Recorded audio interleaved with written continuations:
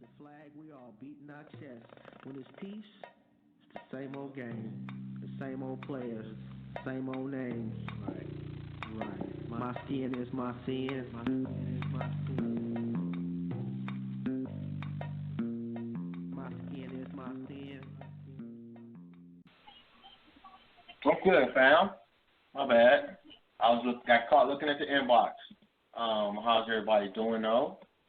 This is Jobs, and you are tuned in to My Skin is My Sin on Blog Talk Radio. From goons to gods, we welcome everyone. We only got one rule, and that's be respectful.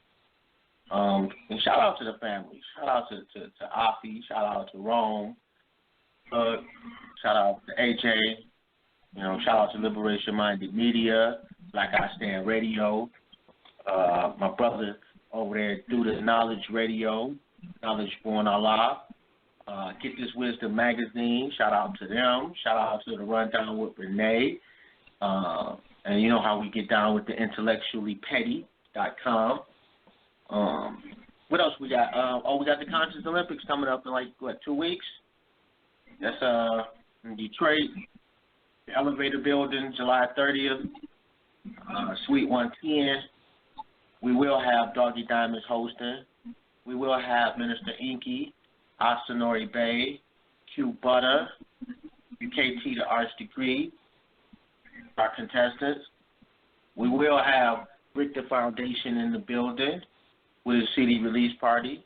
We will have Knowledge in the building doing a couple of songs. And Q Butter is going to drop some gems on credit repair. And the trophy that I created is phenomenal. And if y'all can't hear me in one form or another, let me know. And I'm sorry, Afi. How you doing, Queen? I'm good. How are you?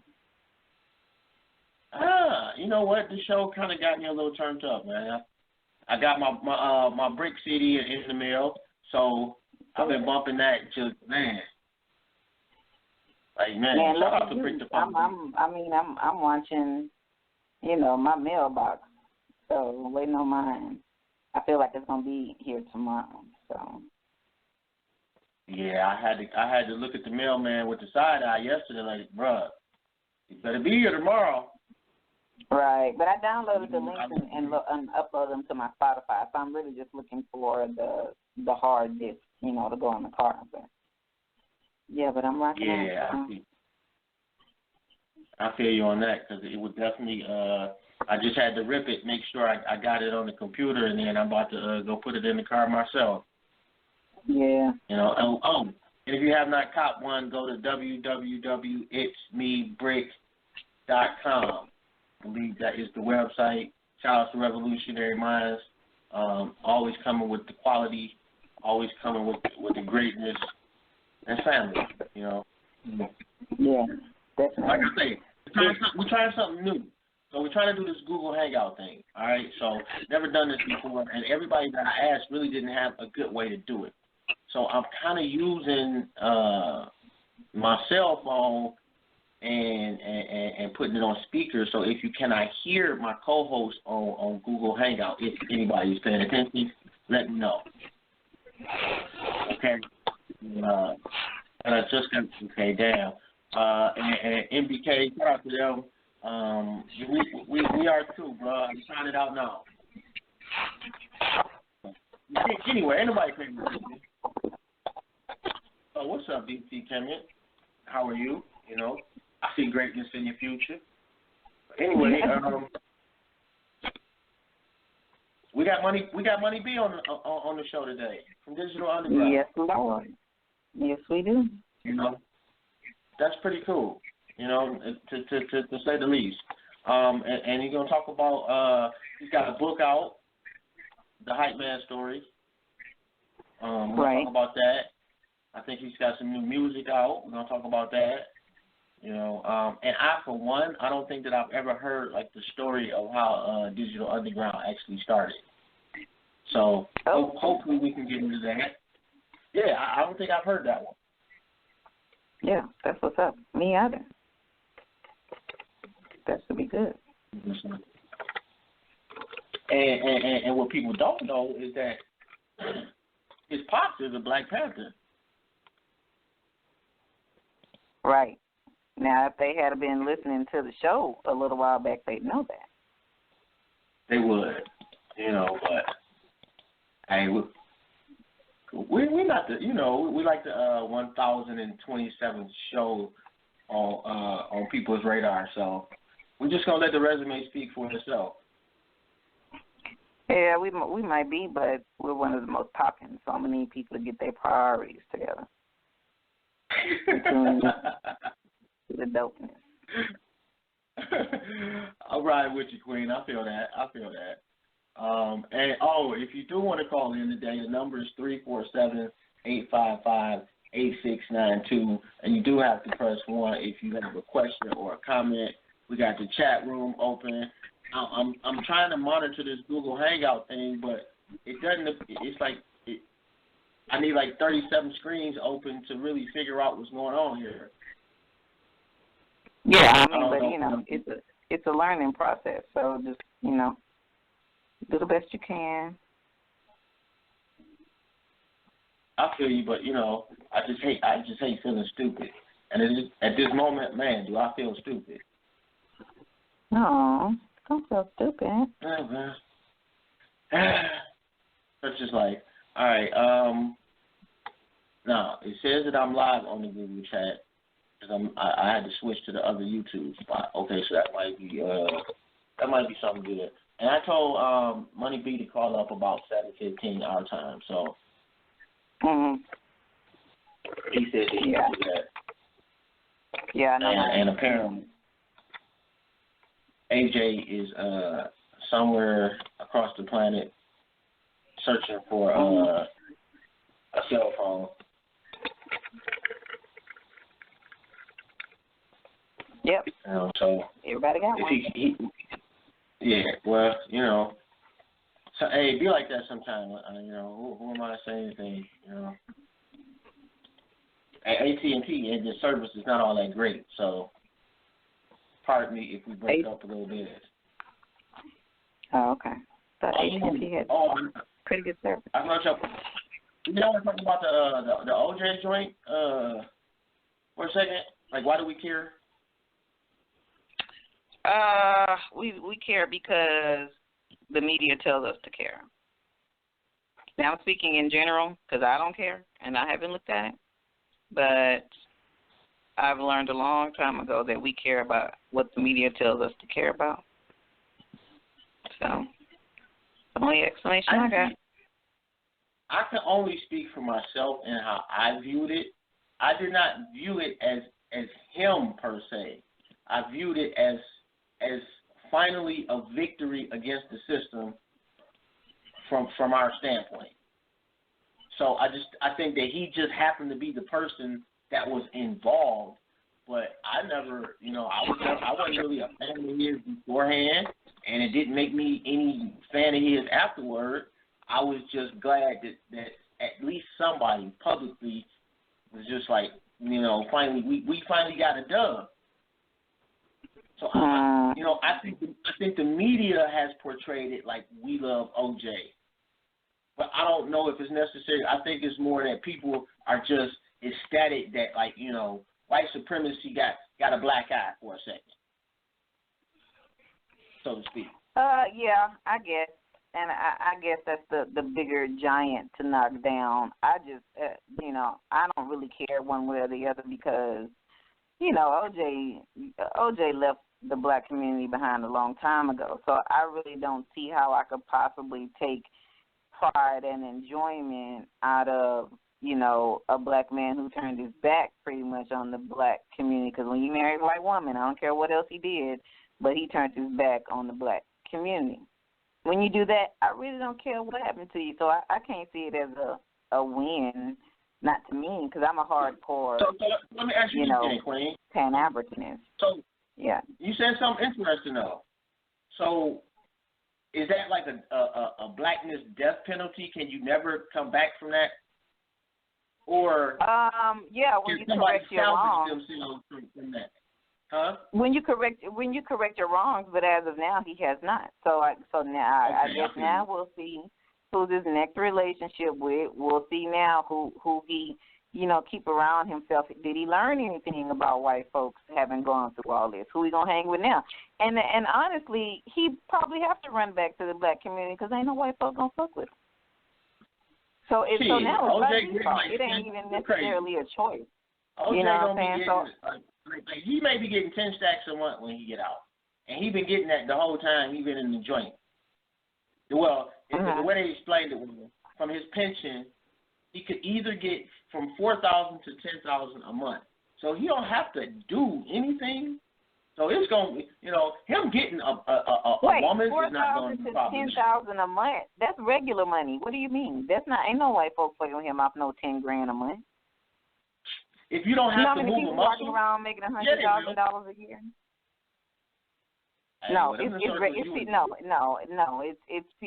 mean, that's a few years. Well, it's quite a few years in my. Apparently, I mean, your circles are above my circles because I know a few people that got some bread. We're not talking about your or my circle. We're talking about not $100,000 people. Huh? $100,000 a year is doing good. No, I'm not saying it's not. It's above middle class, but that's not who he rolled with. I'm not talking about average people. Yeah. You know what I'm saying? That's still very average from the plateau that he fell from. Some people not gonna fuck with him with no $10,000 a month. Them people go on a vacation on the weekend and spend $10,000. So I'm just saying he's not gonna have the same circle, the same friends, the same investors, the same people backing him up. He ain't gonna get invited to the yacht parties. He ain't getting invited to the all white parties and he's not doing that no more. So who he gonna run to? I feel you. He definitely he definitely is not gonna be in the same circles. Like that's just not gonna happen. And black folks gonna take him back because they think this a win. And black folks gonna take him back because we got short-term memory. You know what I'm saying? We don't think about the long-term stuff. We don't think about that he wasn't fucking with us. He's gonna be like, oh, OJ out, man. Yeah, let's throw this up in the way for my white folks, man. OJ out, let's rock with him. Well, hell, OJ wasn't rocking with us. I'm sorry, man. I hold grudges. Maybe, man, I'm just realizing maybe I just hold grudges, but I got a problem. Yeah, well, yeah, you kind of do. It's okay though. I got a problem with you. You just can't be embarrassing me, and we gonna be friends. Job, if you ever embarrass me, Job, we ain't gonna be friends no more. I'm just gonna tell you right now. I'm gonna get down with that. I keep trying to tell you I'm not that bright, so I might do that a lot. So I'm sorry in advance, like 1,000 times. Yeah, it won't be something I don't take sorries either, though. I don't take that. Unacceptable. DC Chemist say they're a habitual grudge holder. You know what? I'll take that, though. That is an interesting conversation, too. Oh, but before we go any further, without further ado, I want to bring our guest in for tonight to the conversation. We got Money B in the queue. Shout out to Digital Underground. Shout out to Money B. He's got a book coming. He has dropped a book, The Hype Man Story. Got some new music. Yep. You know the catalog already. You know the greatness. So, without further ado, let me introduce Money B to My Skin is My Sin. What's good, fam? Hey, what's up, y'all? How y'all doing? Hey, how you doing? Good. Pretty good. That's what's up. How have you been? That's what's up. I'm good. How you guys doing? Yeah, we trucking along. Right. Just trying. I can dig it. You guys can you guys hear me okay? Yeah, can you hear us? Can you guys hear me okay? Okay, great. Oh, you great, cool. Bro. Can you hear us? Say what? Can you hear us, King? Yeah, I can hear you. All right, yes, great, sir. Great. So. All right, and what I was saying was, first of all, I want to thank you for coming back to the platform, man. Definitely appreciate that. Yeah. Oh, man, no problem. My pleasure, for sure. And congrats on the book. Facts. I'm sorry. Say that one more time. I said congrats on the book. Oh, thank you. Man, it's been a long time coming. Yeah. A lifetime, actually. So you want to? Let's start there. What's the book about? Okay.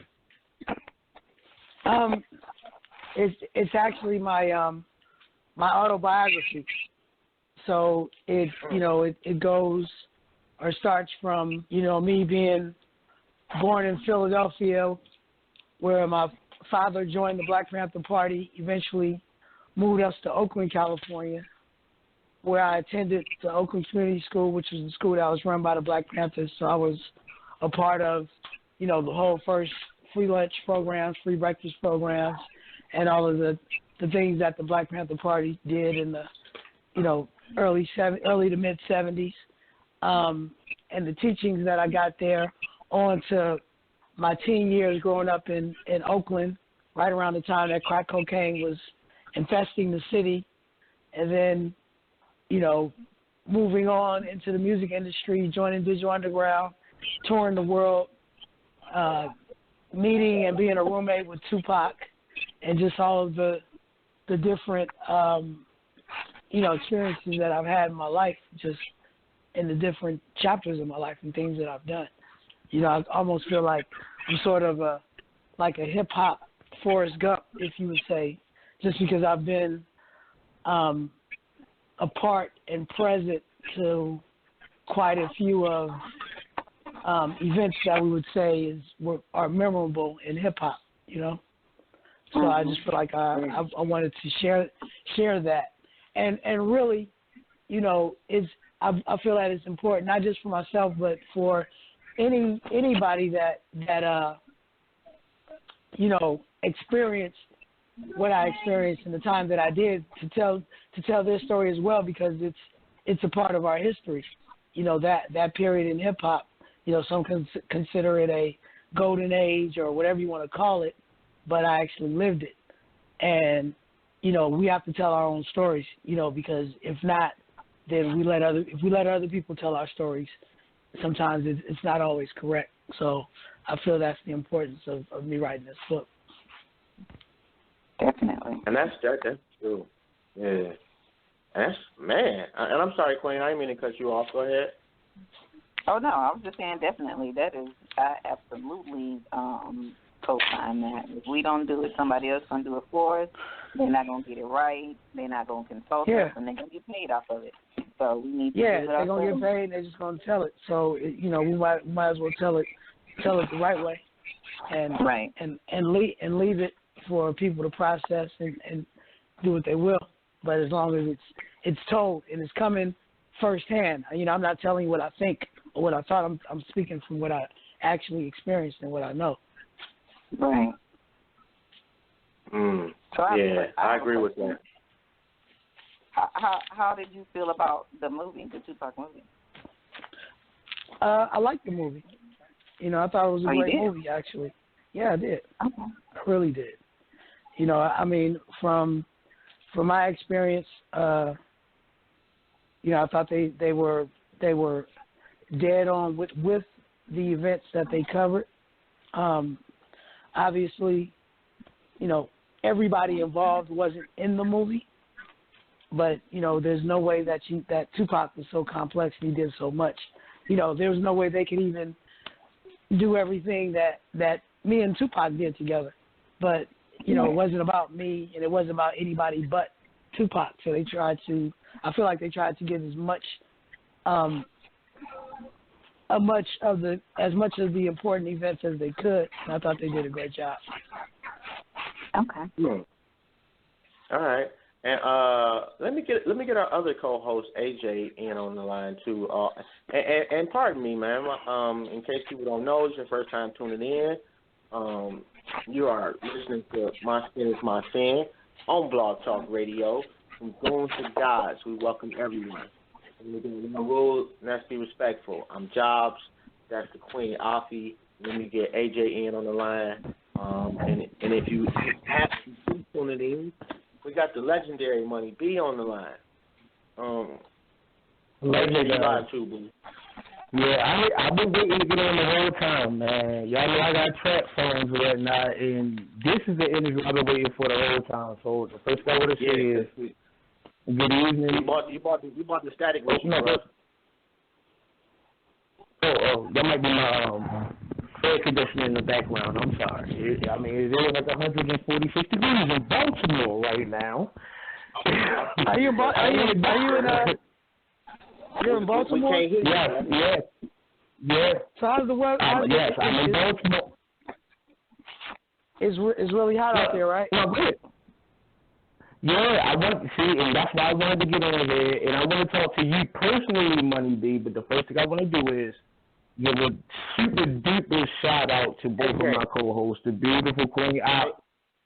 Yes. AJ, please fix your phone, bro. That is killing me. Like, you brought the thunder with you, bro. I understand it's powerful.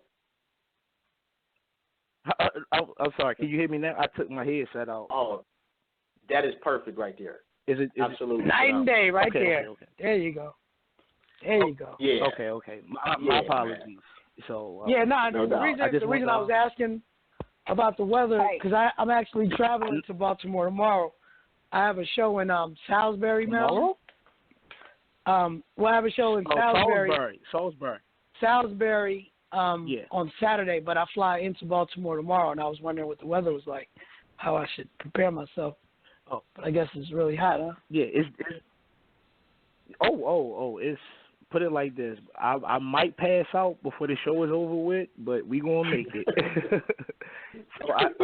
I just first off I want to give a shout out to you, Money B, and I'm gonna run down how I'm connected to you, but I do want to give a shout out to both of our co-hosts. Well, our host Jobs and our host Afi, and I'm just here, and you feel what I'm saying. So, but speaking of Baltimore, the first question I want to ask you is, when Tupac made the Brenda's Got a Baby video, there's a couple of people that was in that video that I was very close with.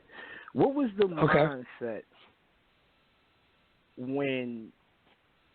Because a lot of people don't know Pac. They know 8-month Death Row Pac. Right. All of his music is beautiful, but what was the mindset of a 17-year-old militant ready to go out, brother? And did y'all feel that energy when y'all brought him on as a roadie? Because y'all group was popping as well. Yeah, most definitely. And by the time, I think when I met Pac, he was already 18. I guess 1 year removed from 17. But I know what you mean. He's right out of, from high school age, right to us. But yeah, he always had that spirit, and that's kind of like one of the reasons, or one of the ways that we connected, because my upbringing in and around the Black Panther Party as well, the things that he was speaking about, the things that he was passionate about, weren't foreign to me. So a lot of people would say, like, what is he talking about? But I knew what he was talking about, and it was something that, I was used to people talking about. So it was, I think there was a sort of a comfort zone that he had with me, and also being that we were pretty much the same age. I'm like a year older than Pac.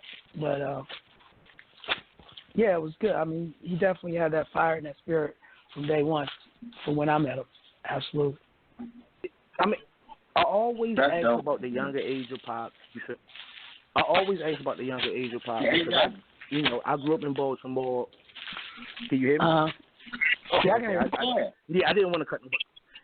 I didn't want to cut nobody off. I always ask about the younger age of Pac because I grew up in Baltimore, around the corner from Mouse Man, somebody that Pac brought with him to Vallejo when he went out there. So it was not only was I'm a little bit really younger than him, but I was always just a fan of Pac and just like a damn near worshiper. He's my favorite rapper. Like, he is all modern day Marvin Gaye, pretty much. You dig what I'm saying? Yeah. So, yep. absolutely. I always ask these questions, and I think that the last thing that people interpret on as far as Tupac is his earlier days. Because if you listen to his first album, Tupacalypse, now Brenda's Got a Baby, Track, Soldier Story, Violet, all these songs, classic songs. Right. But the only thing that they really remember is Toss It Up, How Do You Want It, which are good songs as well. Don't get me wrong. And he actually made probably one of the best party songs ever, and you was on the second verse. Say that again? Which song? Question, man. Get through it. I Get Around. Oh yeah, of course. That was it. That was that one. I'm sorry. I'm just honored to talk to the man. So you can go ahead. You feel what I'm saying? My bad. I feel you, bro. I know we all want. You know I'm gonna mess with you every show, every time, because I love you, bro. No doubt. My bad, Money B too. I just be talking out loud, man, because I be laughing to myself, man, and sometimes it come out, man. I don't have a filter sometimes, so my apologies, Ken. Nah, it's good. No worries. It's all good. Be yourself. No doubt. Let's start from the beginning, bro. We know where you went to school at. I personally have never heard the story of how Digital Underground got together. Well, and I mean, I'm sorry. Go ahead. No, go ahead. I'm listening. I'm sorry. No. I didn't know if you heard the question or not. I was just trying to find out. Just basically want to give people a nice history of Money B, and we can start from the beginning and take it on to the end as much as you like, and we'll interject in the middle. Okay. I mean, obviously everybody knows that Digital Underground was Shock G's brainchild, and I believe the initial formation of the idea started in Tampa, Florida. That's where he kind of grew up. He's originally from New York, but he went to high school in Tampa, and by the time he came to California, I mean, he hooked up with Chopmaster Jay, and they got together, and they released the song in '88 called Underwater Rhymes, Your Life's a Cartoon. At that time, so when they released the first Digital Underground single, I wasn't even in the group. Me and DJ Fuse, we weren't in the group, but we were Raw Fusion. And we were, doing shows and talent shows and kind of like making our rounds on the Bay Area independent, unsigned artist scene. And, long story short, originally Shock and Jimmy, they were just looking for a DJ. And Fuse, DJ Fuse was like the hottest DJ in the Bay at the time. And they tried to bring him aboard, but being that me and Fuse, we were a group, but also we were very good friends. And Fuse was like, I'll work with you guys, but you guys got to work with Money B. And that's kind of like where it started. So, a lot of people think that, we all grew up together or we knew each other and all this, and we were all really good friends, which it really wasn't like that. We all actually come from totally different backgrounds, and even not only music backgrounds, but different cultural backgrounds. And we just kind of got together with the common, what we had in common was the love of the music and wanting to put something together. And we got together like that, And, plug, I mean, I actually go into it in really great detail in my book, Hype Man, The Money B Story, if y'all want to really get deep into it. Oh, no, but that's kind of like that's kind of like the gist of it. Yeah, go ahead. Sorry. I was just going to say that was actually going to be my next question, because the show was focused on you, and I wanted to ask you, what inspired you to finally come out and basically tell your story? Because honestly, Digital Underground is a legendary group. Right. So, did you feel as though it was just finally time to come out and just speak your piece? And are you and Shock G still, like tight and close? Me and Shock, we speak to each other. We talk mainly through email, and when you know, when information is needed, you know, we reach out to each other. So we're friends. I don't think that we were never best friends, you know, and not for any reason other than we just were different people. You know, he's a few years older than me. His interests were other than mine. So it was really about getting together to make the music. And I kind of liken it to, you know, you have your cousin that lives out of town. You don't call him every day, but when you guys get together, you just jump right in. It's like you never, like you were never apart. It's all up. You know what I mean? Yeah, that's what it is. It's like there's no animosity or reasoning behind it. Because even when we were in our heyday, when we weren't on stage, we weren't really hanging out with each other like that. You know, we were all good. We were all friends and all close, like family, but we weren't like, you know, he didn't wake up and call me in the morning every day like, hey, what's happening? You know, like, what you doing? as like you would call your best friend, you know. Yeah, I feel what you're saying. It's like any job, you know. Some people you'll be really cool with, and some people you like work cool, but they're not somebody that you would work out, you know, hang out with after the job. So I get what you're saying. But see, that's not what I'm saying. Like we would hang out after the job, but when we weren't on the job, we wouldn't hang out. Does that make sense? Okay. Meaning, if we out on the road, we're kicking it with each other. But when we're off the road, you know, he may be in Florida, and I may be in Oakland, and that's just that. You know what I'm saying? It wasn't like we lived right by each other and would go out to the bar on a nightly basis. When we were together, I mean, but together. the common ground that brought y'all together was definitely, for one, the music. You know, right. Because y'all was on the, if I'm not mistaken, the Boomerang soundtrack. Nah, you we know what I mean? on So the Boomerang soundtrack. Like, it wasn't the Boomerang. See, I'm tripping right now. What's Sex Plastic? Shit. Our first album was Sex Packets, and that's the one that was the first album that we worked on. The first single that I was featured on was "Do What You Like," which was the single deal that we had. And that's what led to our album deal.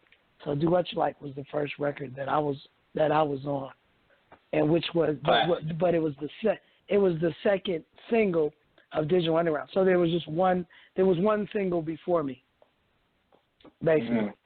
So would you consider yourself a solo artist before, or just joined the group, or I mean, like?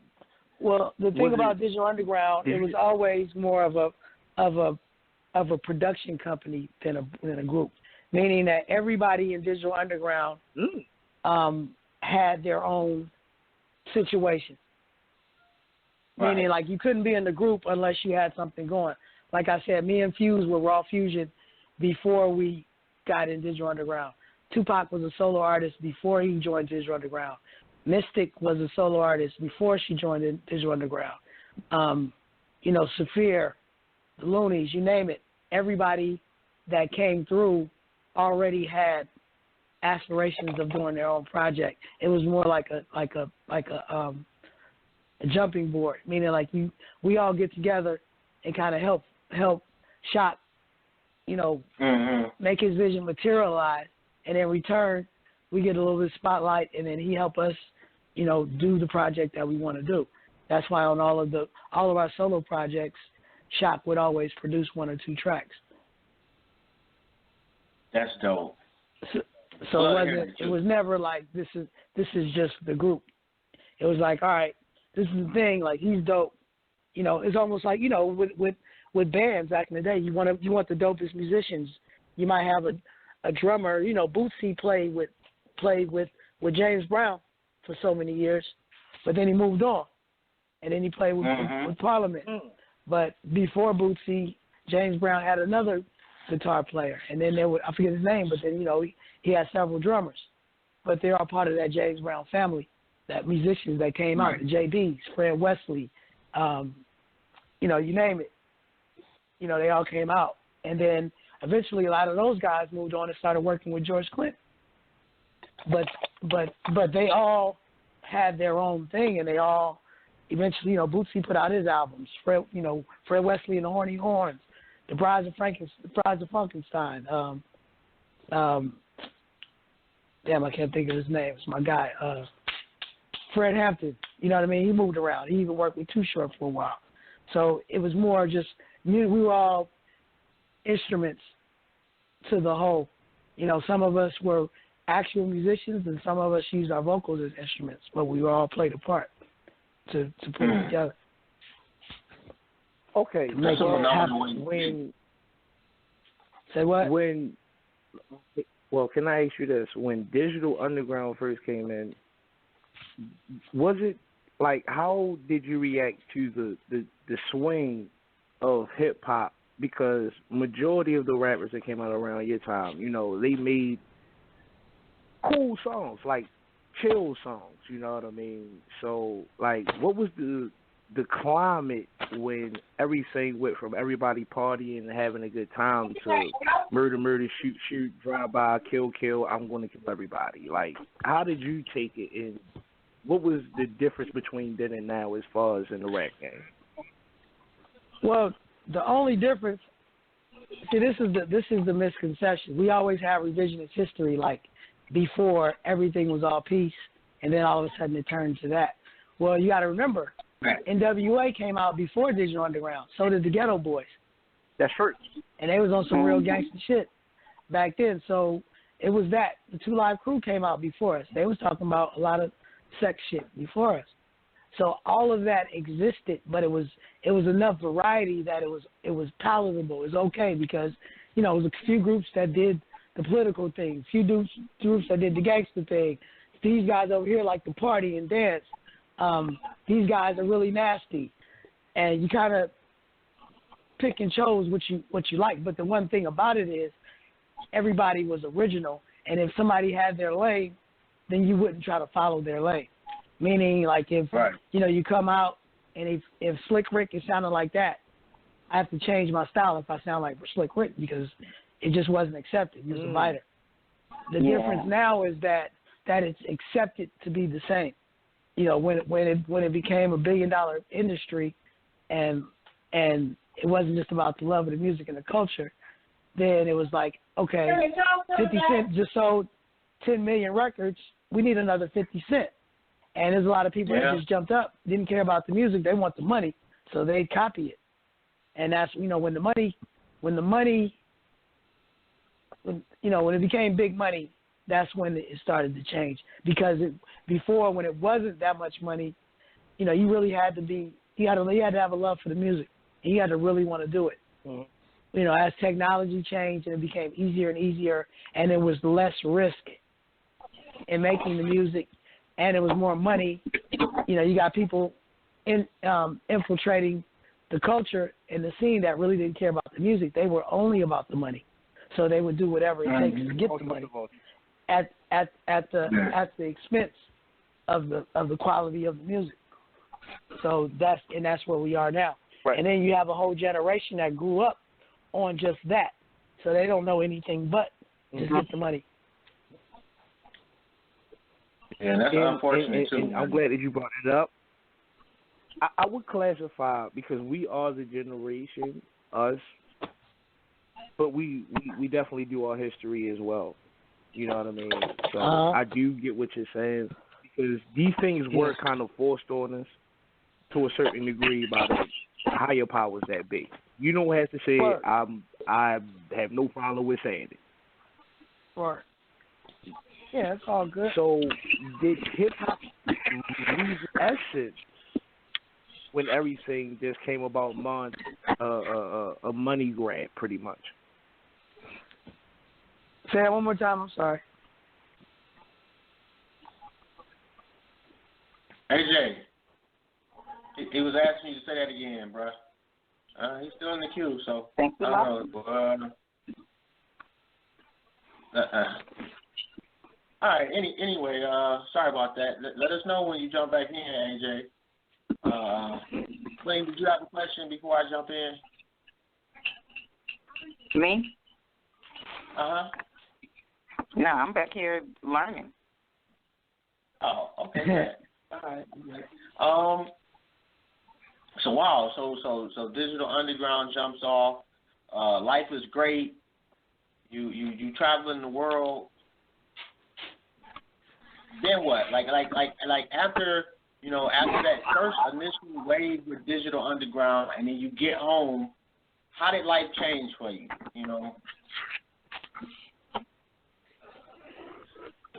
I felt like I started getting cuter. Nah,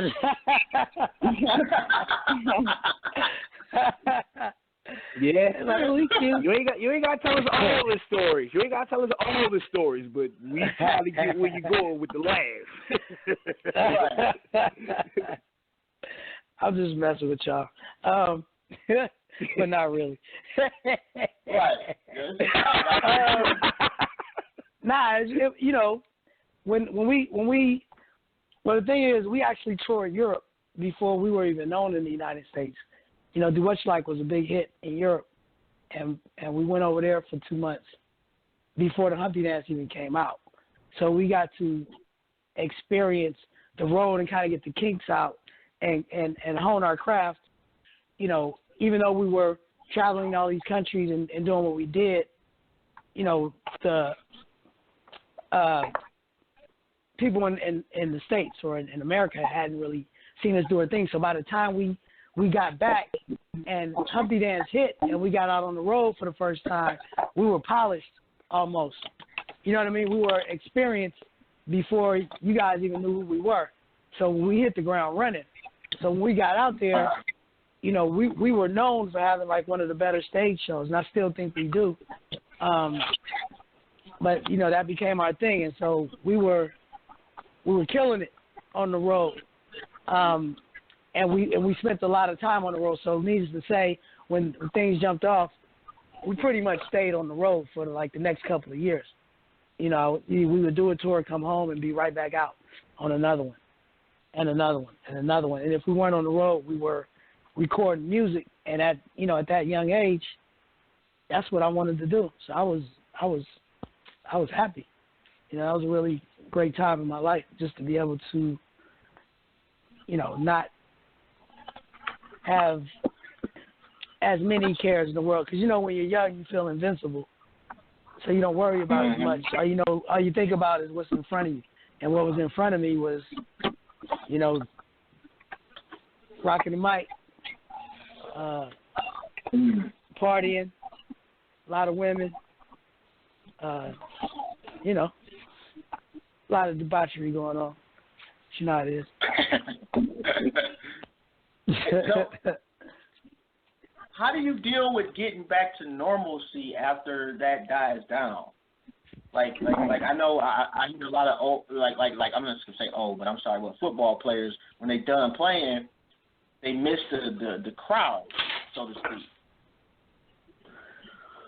Well, I mean that happens, and it comes, for just say a football player, it's probably a little rougher because, the average span of a professional football player in the league is, I think it's 3 years or 3 to 4 years.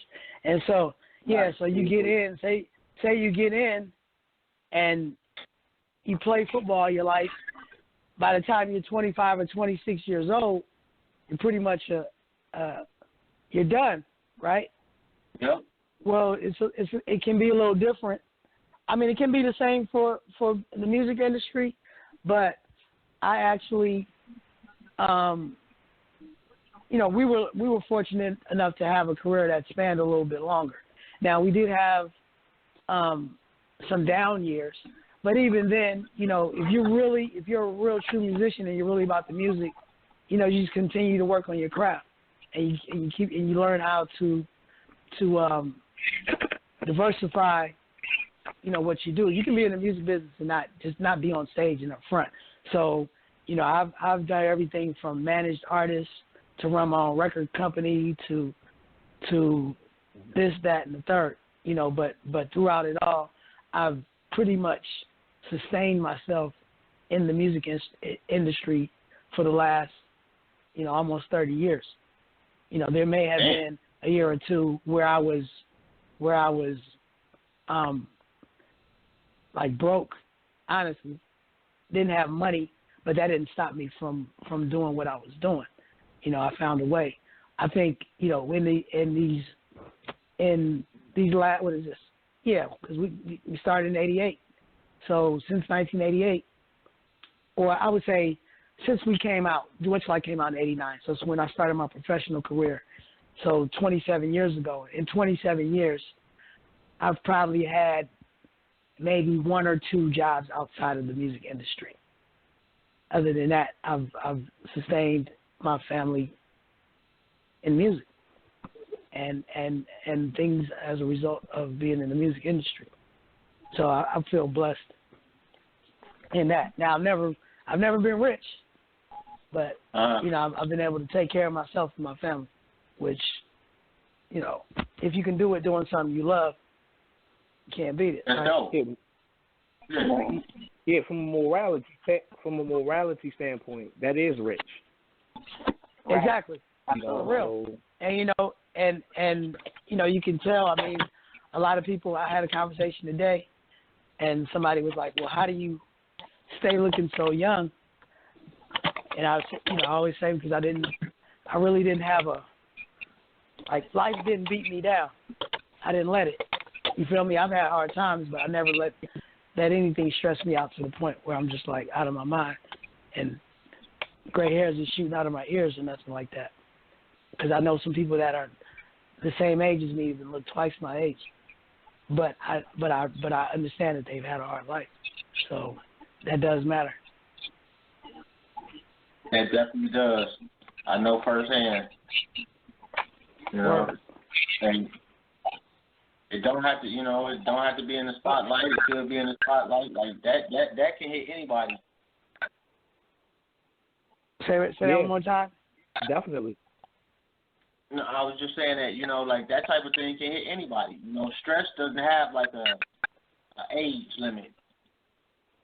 Right. Nah. It's so great that you kept a positive mindset and that you're still here talking to us today. It's some things I do want to bring up, but I kind of don't want to bring up. I don't want you to speak on them. So I just won't bring them up. But I will ask you this: as everybody that we bring over here that's writing a book, which we're going to purchase, by the way. What is the specific demographic that you plan on reaching when you want people to read your book? Who do you want to feel this? I want anybody that wants to know their history to read my book. Meaning, like, there's some people who grew up in that era, and they know exactly what I'm talking. Like, they can totally relate. But then if it's somebody that's younger that want to get a firsthand feel of what it was like growing up in the 80s and 90s, then they can read the book. You might have people a little bit older that were always interested, but like I said, if you were interested in what it was like being around the Black Panther Party, you might pick my book up. If you were interested in what it was like to tour with Public Enemy or Big Daddy Kane, you might pick my book up. If you want to know what it was like to be around Tupac, you'll pick my book up. If you want to know what it was like being in the crack era and seeing death and all of that around, and having guns put to your head and this, that, and the other, you'll read my book. If you want to know what it was like to have a family, say while trying to maintain a music career, you'll read my book. So I think there's something for everybody. It's something to be learned, and there are jewels that can be taken from what I'm saying. I believe. Okay, so the best tour, or the best artist, or the best performances, or the most fun that you had at the height of Digital Underground's career. Like, is it any stories that y'all want to tell us that the people probably don't know about? Water balloon fights on the bus, or well, about that. We definitely did that. Like any stories that the people probably don't know about. You know what I mean? When you guys was on tour, that you want to explain. Well, actually, we got like just let the people know. A legendary You know, it's actually we had a legendary water battle on tour one year with Latifah and Kid and Play and Third Base and us.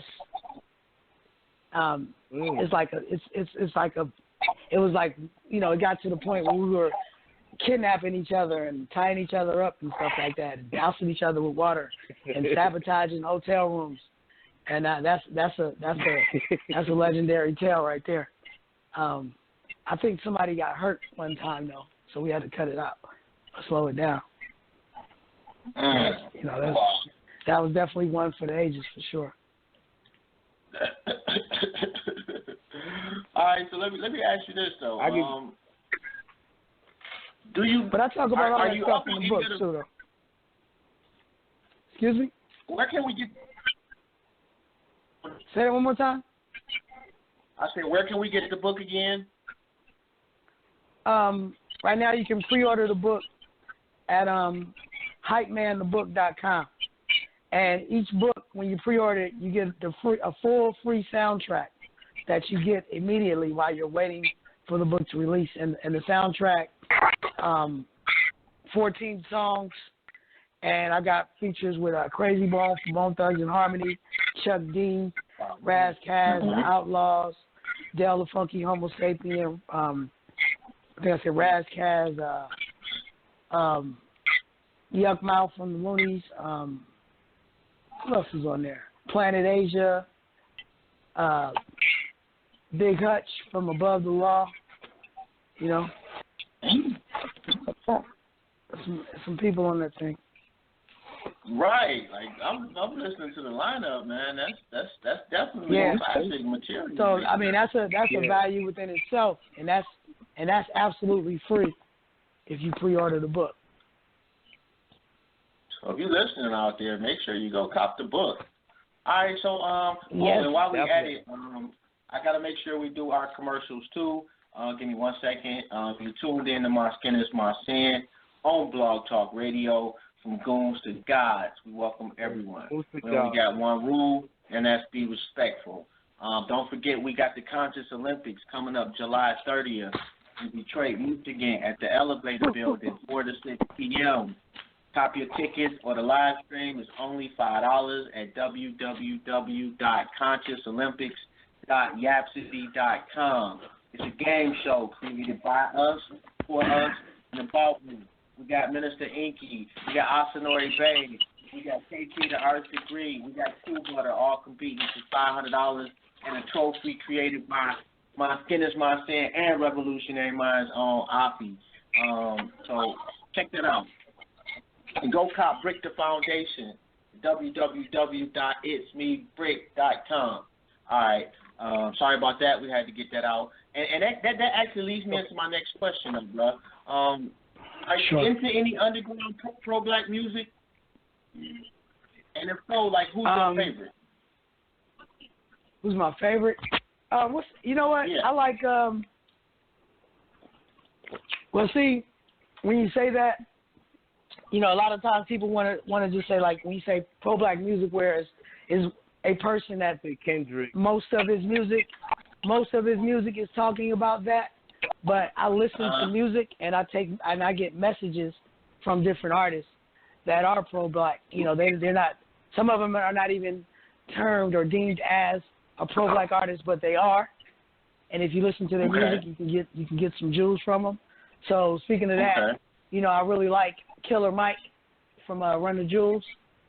I feel that. Dope. Yeah, Run the Jewels 1, 2, 3. Yeah, Run the Jewels. My. They rock it. And, you know, obviously Kendrick and J. Cole. Then what's the guy name? It's the one dude out of New Orleans. I can't remember his name. And I don't even know if he put out any records, but I used to see his stuff on YouTube all the time. And he kind of had a little light for a minute. I wanted to say his name started with a D or something. I'm not even sure. Don Tripp?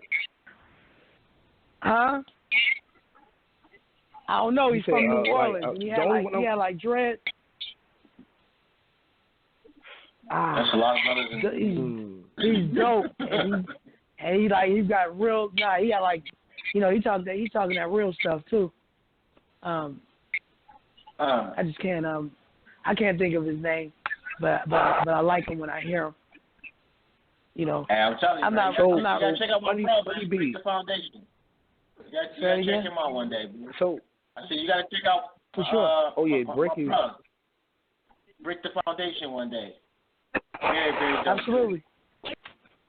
Yeah, I need to like, go on and just send you a copy. That would be dope. Definitely. So Money B, let me ask you this question for real. We know the book is coming out, and we know it's going to be fire. Right. Is there anything that you left out of the book that you might, you know, want the people to know about? You don't have to get too deep in detail if it was just something that you left out of the book, because the life that you live is not big enough for a book. I mean, it's too big for a book. That's true.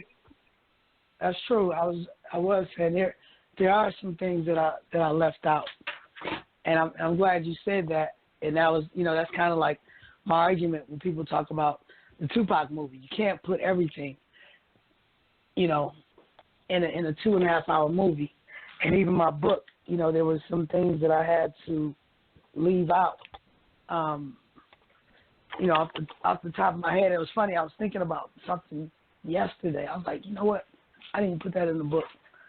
But off the top, I can't think of it. It's quite a few things. I mean, if you want to say what? If you want to talk about it, I'm just saying we're all ears. Well, you know what? If it comes to me while we're talking, I most definitely will chime in with it. But I mean, it's just so many things. Like, you know, I really didn't go into detail about my relationship with my grandmother. You know, and I was her favorite. You know, she had 9 children, and of her 9 children, I think like 6 of them had like at least 7 or 8 kids. So we had a big family. But of all of them, you know, I was her baby Jesus. You know what I mean? And it was, you know, it was interesting dynamic with that in my family, and traveling back and forth every summer to Philadelphia, and, you know, just kind of like growing up on both coasts was. But I don't really discuss that too much in the book. I touch on it a little bit just to get to a point, but I could probably write a book just about that, to be honest with you. Damn. And one thing I do want to say is I can relate to that. I was the youngest male in my family until I was 14 years old, until my little nephew, shout out to Marcus, was born. So I can relate to that. Right. And speaking of those things that you left out, is it possible that you would drop like any footnotes or anything like that coming after the book? Probably, because, you know, more and more as I think about it, I realize, like, oh, I didn't talk about that. I didn't talk about that. I didn't talk about that. And what will probably happen as I do interviews like these, more and more things will come out that are not in the book. You know? Yeah, I feel that. But let me ask you and kind of go back to a shameless plug for the Hype Man story. Make sure you cop that. Sure. But top 5 Hype Men. Like, if you got to nail it down to 5. Who you got? You said top 5 Hype Men. Yep. Where are you going? I'm not sure. Is that my phone? No, it's Hello? my phone. I had to jump in. Can you guys hear me? Oh, yeah, we hear you. Okay, I had to jump in my car because I got to pick my son up from daycare. So bear with me. Oh, okay. A little bit. Go ahead. What was I saying? Yeah, Hype Men, Flavor Flav, and probably, you know, a couple some of you guys might not remember, but Too Short used to have Too Clean with him. That was his Hype Man. who was always with him, and he's probably featured in like the first couple of Too Short videos, but he's well known in Oakland. And if you know your history about that, remember LL had Earl, right? Earl didn't really say nothing, but he used to hold the radio. That was important back in the day. This is a pure history lesson right here. Like I'm. Hold on, we got a couple more though. Okay, let me see. Then you had Freaky Ty with the Lost Boys. He didn't even rap. He just was ad-libbing and rocking. Let me see, who else? You could almost say Jay-Z, because he was really, the hype man for Jaz-O at first. For Jaz-O. Say what? It was kind of whack though. You said Jay-Z was whack? I mean, at that point in the game, that was No. That's kind of whack, bro. You said Jay-Z was whack as a hype man? I mean, the whole like the Jaz-O, what was that, like Hawaiian Sophie? No, Hawaiian Sophie, but he used to be on the road with him. And actually, Big Daddy Kane brought him out on tour. He wasn't the hype man for Kane. Kane used to just give him a few minutes during his set, and and Jay was on, the first tours that we were on, but he didn't. Like I said, he was only on stage while Kane would go change into his next outfit. He would let Jay come out and rock a song or freestyle, or bust a rap, whatever. Now, we were like I wouldn't consider, like I've never considered you actually a hype man really either. Like, I was just going to say the same thing. That's the everybody you're not says a hype like, man. well, you weren't a hype man. So let me tell you the reasoning behind the title of the book. I'm not saying and nor people say it, but I'm like, man, you was better than that. I'm like, I know I was never the hype man, but I titled that there's two meanings. One is that in the dynamic of Digital Underground, I was like the second guy, meaning Shock G Humpty Hump was the main guy that people would look at.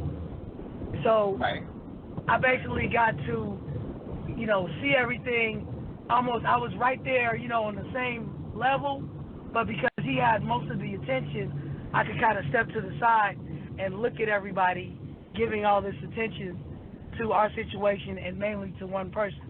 You know what I mean? I was never considered or had the job of being the hype man. But then the main reasoning for the title is that the music industry is really just a big hype machine. So if you're in the industry and you're part of this hype machine, we're all hype men. You understand what I'm saying? We're all a part of the hype. So that's what I really mean by hype man. No, that's for real. Because you just in it, perpetuating these images and this lifestyle and smoke and mirrors, making people believe what you want them to believe, or people believing what they think you are. It's just all hype, That's because it's funny. That's the interesting way to look at it. You said that. You asked me, how do you, after doing all of that, how do you stay grounded? Well, I've always been real close to my family, so I was never in any situations like I never had yes men around or kind of was ever thinking that I was this or that, because I've always been around the same people who I've always been around growing up, and I've always been treated the same. And it wasn't like I got famous and all of a sudden people started liking me. I was kind of popular in my family and in my surroundings anyway. So it wasn't like the music gave me this identity. I was myself before it and during and after it. You know what I'm saying? And I actually had my first son when I was 17 years old, before I got into the industry. And so that was my main thing. You know. One hell of a run, bro. One hell of a run. Say what? I said you have had one hell of a run. Thank you. Oh yeah. You know, like definitely legend status, and that can't even be questioned. Right. But I would have, I definitely would have put Busta Rhymes Hype Man name. Oh, Split Star. Oh, for sure. Absolutely. Split Star, yeah, definitely. Oh, and shout out to DC Kimmett in the chat room who said Sean Dog. That's a good choice too. Cypress Hill. Oh, Sendog. Oh. Yeah, Sendog. I wouldn't consider him a hype man. She wasn't a hype man. I mean, because I think he had rhymes. He had verses. He was never really the hype man. It's just that one song, Killer Man, was the main song that he really he even rhymed on that. And Sendog, to be honest with you, because I knew them before they came out. You know, that I was really close to them, and Sendog was my guy. Sendog was more the leader of the group than anything when they first started. Really? Obviously, B-Real was the better rapper, but Sendog was the one that handled the business and was the guy. You know what I mean? Taking care of it. So sometimes you don't know. You know, the appearance can be what it is, but behind the scenes, it's something else. Yeah. Now check it out. I don't know how long you guys are on, but I gotta run in here and grab my son. If you want, I can call right back. You give me a few minutes. All right, do what you gotta do, man. We got almost another hour to go. Okay, I'll do that for sure. All right, no doubt. Respect to that too. Okay, give me a few minutes. Later. All right. Bye. That's fire, man. Okay. No, I was just saying that was fire, man. When you talk to somebody that has so much lineages and history, more questions pop up in your head. You know what I mean? I wanted to punch you like you asking all the questions, but then it got so dope, man. I had to shut up. So shout out to AJ. No doubt, man. Salute, man. You know I blabber a little bit. I was going to get to the point, you know what I mean, but I just had to, just to salute that, just to salute people that been here, because you can ask this person questions of who Jay-Z was when you look at him now and who he was before that. Then he brought up Cypress Hill. Then you can bring up Too Short, Ice-T, Ice Cube, all these people he been around. So his first book is just just breaking the ground, because if he really wanted to, he can speak on so many things that everybody that's fans of people from East Coast, West Coast, down South, Ghetto Boys, up, he's been around. I mean, like, let's be realistic. Think about it. So you want to, you don't know really where to start, but you want to kind of pick his brain, and then you realize that an hour or 2 hours is just too short. You know what I mean? So I consider him family. If you want to come back, bring him back. Well, he said he would call back. He just got to grab his little man up right quick. So hopefully he does. I do want to let's since we brought that up though. Let's talk about the top fly hype man right quick. Like I say, I'm trying to think who I got. And so y'all made a good argument with Sendog though. I did not know that. So my bad on getting that one wrong. But I will go with Split Star as like numero uno for me. Yeah, that's who I'm going with. They was just cold together to me. Flav got to be there. Yeah. I'm trying, and it's like who did he say from the Lost Boys? Was it Freaky Ty? In top 5? Which one was the hype man in the Lost Boys? Or am I saying their name right either? Man, AJ, you supposed to know that, bruh. Like, I'm disappointed in your hip hop catalog right now. Oh, his call dropped. No wonder. Like I know he knows. Yeah, you know, like he's supposed to know the hip hop. I know he does though. All right, so where we at? Oh, LL's hype man. Yeah, even though he didn't do anything, he did. You know, for whatever reason, like he got to be in there. You know, maybe it's just the legendary status of the artist he was the hype man for. I guess kind of just puts him in a position that maybe he just don't deserve, but I'm gonna still put him there anyway. Yeah, I'm still going with Flipper plays.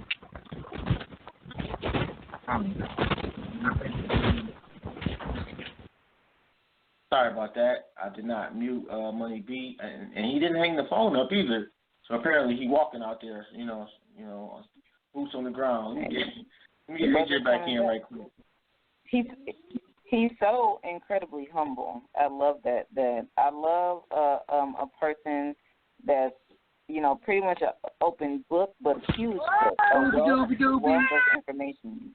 You know, it's like a wealth of information and completely accessible. I'm always so surprised sometimes at how, you know, some people are so accessible. But then then I start to think people who are genuine in what they're saying is true, and they've been everywhere and seen everything. They are accessible. I think it's more the people who aren't accessible are people who, you know, got something to hide or don't really want to, you know, put their whole story out there, and maybe that's why they're a little less accessible. But yeah, that's the first thing I noticed too, the humility that he has. I mean, for somebody to have been around so many legends and to have his name etched in hip hop history, he could have just came over here like, "Hey, what's up? Right. I'm this. I'm Money B." You know what I mean? Mm-hmm. But and when we had him on the show previously, when he put his, you know, with his relatives on the show, you could show how humbled he was. You know what I mean? Just to, you know, like somebody can make a big impact and still be surprised that somebody recognizes them, and that's kind of how it is with his situation. And I think that's what makes these conversations go so perfectly. You know, it's no egos here. Right.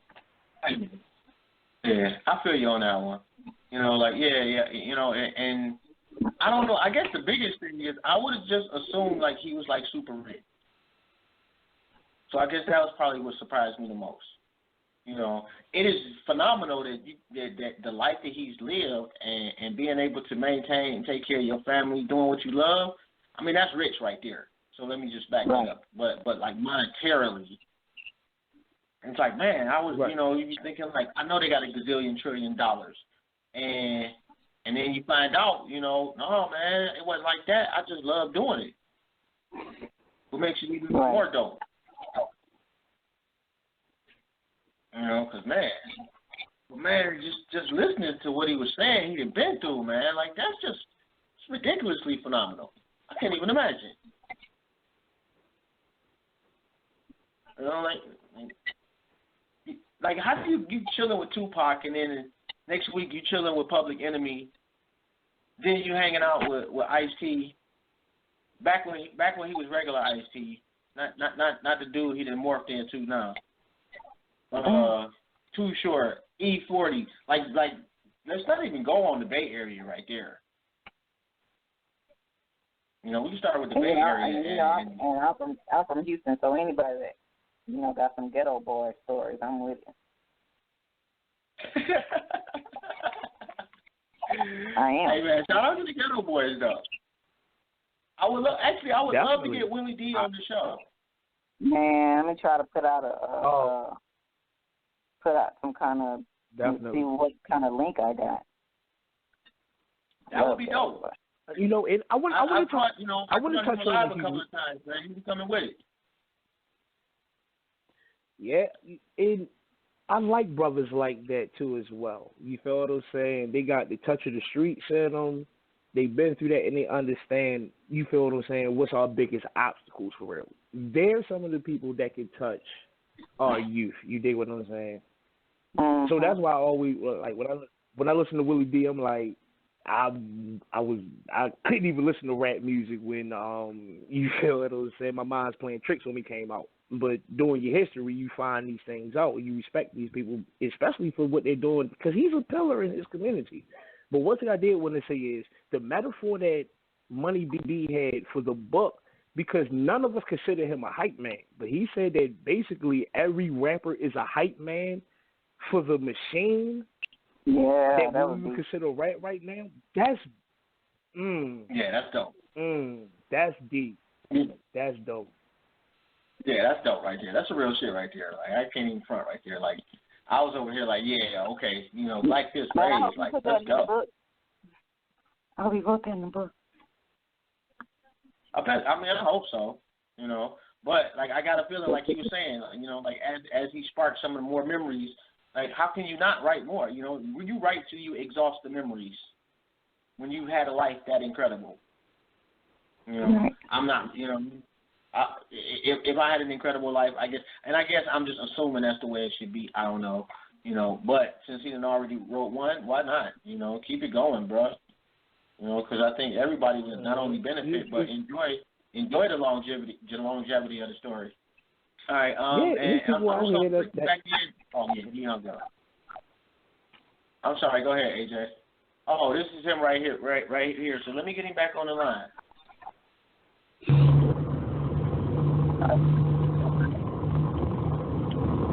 Hello? Yeah, we can hear you. Yeah, I'm in the car. Can you guys hear me enough, though? Yeah, we hear you. Yeah. We can hear you. All right. I'm back. Tell the little man we said hello. So what up, Puda? Yeah, he's chilling. All right, where was we at? And we was really just kind of actually chopping up about you, bro. Just in awe of the life. In all of your personal attributes. Yeah. You know. And when I was trying to get back on, hold on 1 second. 1 second, y'all. I'm sorry, Afi, were you saying something? Oh yeah, I was telling him, you know, in all of his personal attributes, you know, his humbleness. Yeah. You guys there? Can you hear me? Yeah, we can hear you now. Yeah, we can hear you. Yeah, and I heard somebody saying they was from Houston. You know, I toured with Scarface last year. Oh yeah? Yeah. Was out on the road, and really, and it's interesting is that, you know, I actually managed his merchandise for him when we were on the road, as well as perform with him. And he has a book too, Diary of a Madman. Yeah.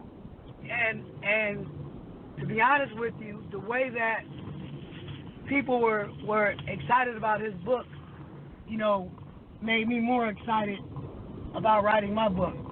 Without a doubt, because when he would go out, his book would sell out. His book sold out like in the first few shows. Yeah. Out of it. Wow, that's dope. And if you ever get in contact with him, we'd love to have him on the platform. I'm just putting that out there, man. It's Scarface, bro. He in my top 5. Definitely. Dead or alive. That's definitely. For sure. Yeah. I actually got to follow him anyway. So you got to do a drop for my book. Huh. Oh, fact. I'm sorry, I ain't hear. Fact. What'd you say, bro? I couldn't hear you. So. No, I was just saying I have to reach out to him because I want him to do a drop for my book. So I've been thinking about trying to catch up with him. Yeah, that would be dope. That would be really funny. I'm sorry, AJ. Go ahead. Ask your question, bro. Okay, no doubt. I always like asking rappers this that was highly successful. What was rap plan A or was it plan B? Before you guys was discovered and really like hit like mainstream. Was it a hobby or was it I'm just gonna rap and that's it? You feel what I'm saying? I'm gonna live and die by these decisions. No, because remember, like I told you, I had a son when I was 17. So it wasn't like I could just sit around and say this is it or nothing. I had to make some money. Plus, my mama wasn't having that. I couldn't live in her house not making no money. and to be honest with you, I kept my job for the first few tours that we went on. Worked for this.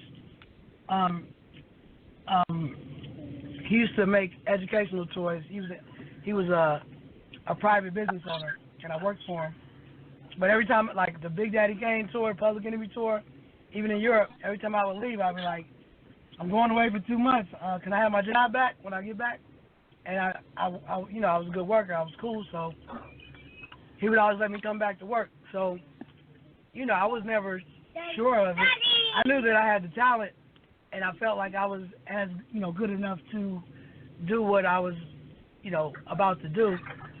But it wasn't, I didn't feel like it was promised to me, like that's what it was going to be. And that's all it was going to be. It was kind of like what I wanted to do. So let me... Yeah, Puda. Go ahead, I'm sorry. Okay, because if you think about the trajectory of how long you've been in the rap game and the last time that they really heard of Digital Underground, what made you come out now and say, you know what, these people need to hear my story? What forced you to just, take that next step? Well, just because, for years and years, every time, when I'd be around my friends and family, when something would come up, we'd be watching the game and Chris Webber would be on TV, and I'd be like, Chris Webber, that's my guy. Then I'd tell a crazy story about Chris Webber. Or I'll tell you a crazy story about Flavor Flav, or a crazy story about, whoever. They'd be like, man, you should write a book. You got a story about everything. And I did. It wasn't until I actually hooked up with my man Chad Cohenson, who co-wrote the book with me, because I knew that I could tell the stories, but I knew that, I'm not like a literary guy that could sit down and write it out in book form. So, right. And actually I had met someone earlier, like maybe a few years ago, who I thought was going to do it with me, but he ended up, I don't know if I want to say flaking out. He just didn't do it. It didn't work out. And I was discouraged for a little bit, but when I met Chad, and he kind of clicked right off, and it was kind of easy. And a lot of it I wrote while I was on the Scarface tour. We would talk while I was in my bunk on the tour bus, and just kind of like, he turned the recorder on, and I'd tell him things, and he, okay. Aww. And he got it. Come on. That's what's up, man. So it was,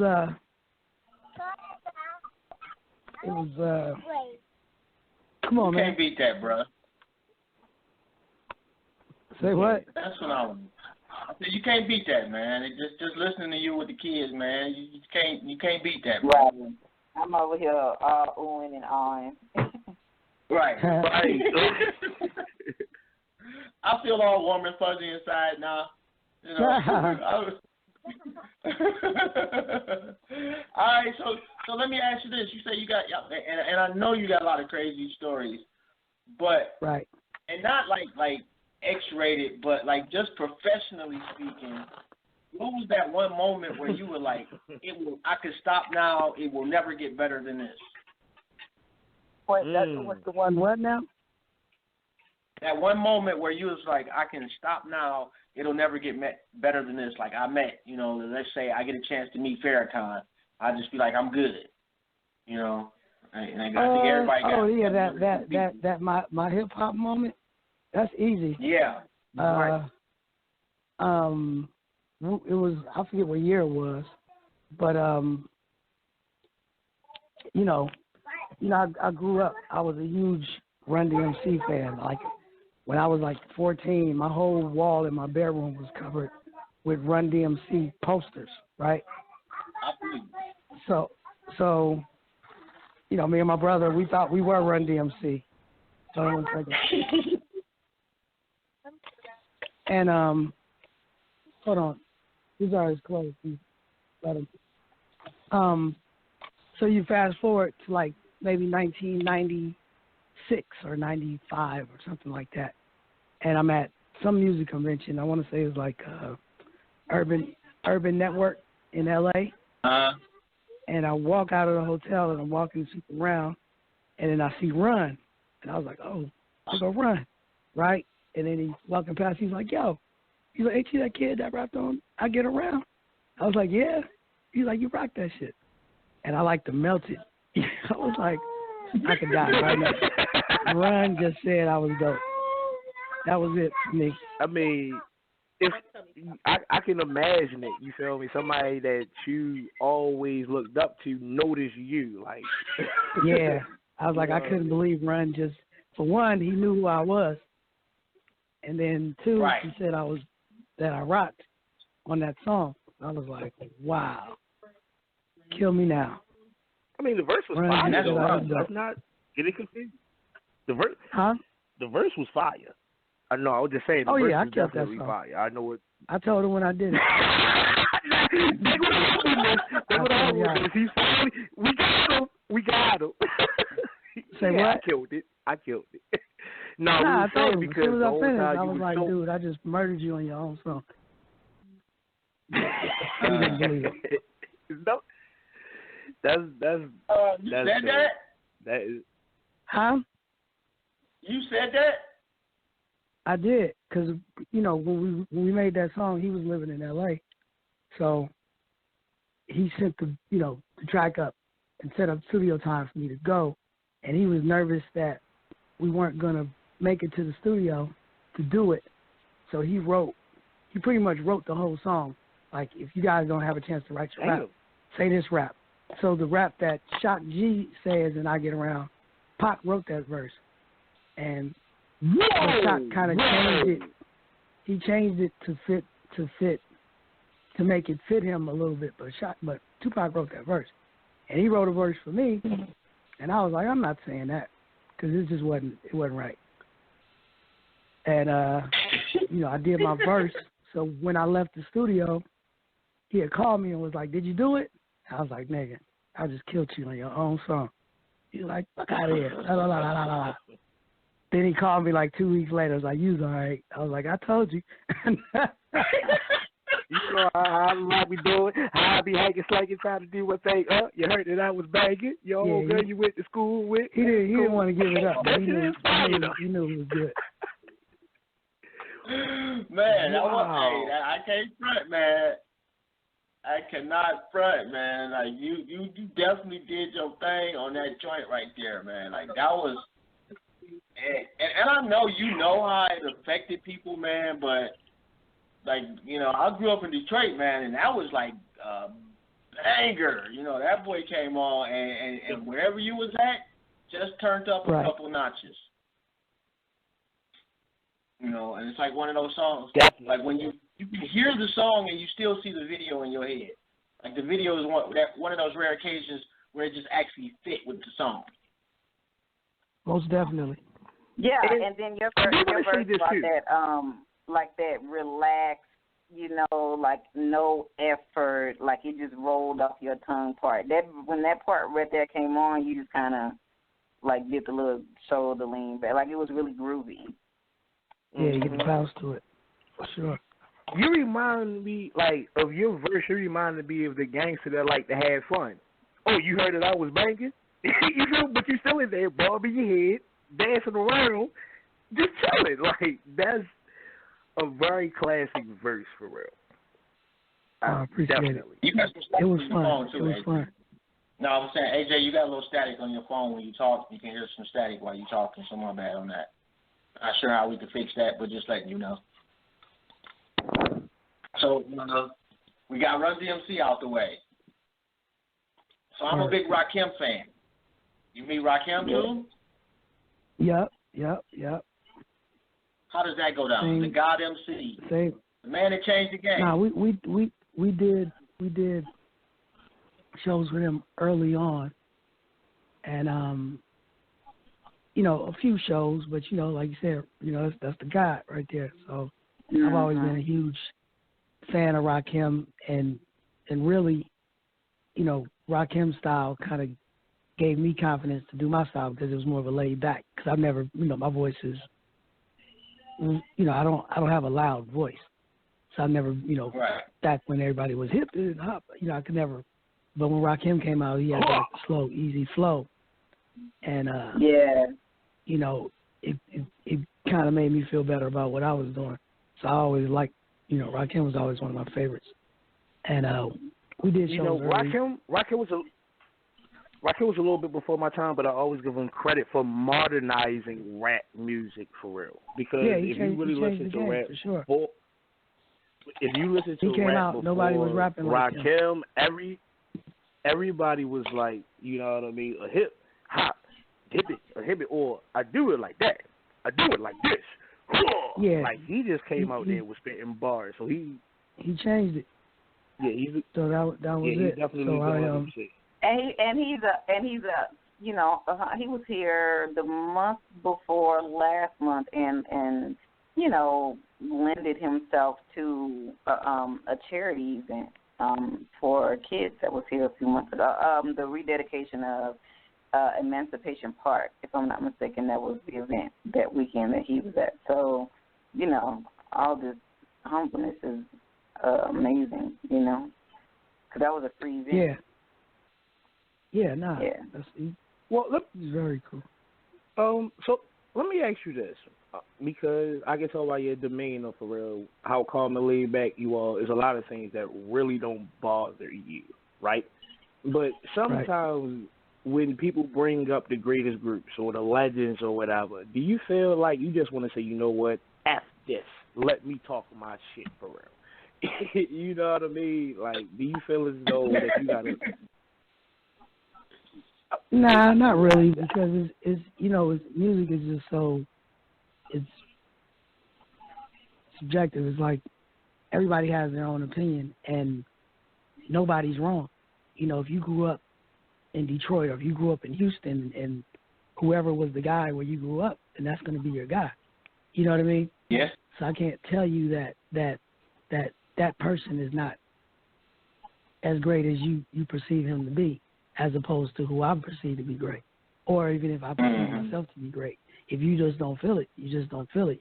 You're entitled to your own opinion, but that doesn't mean I can't believe myself that I am what I think I am.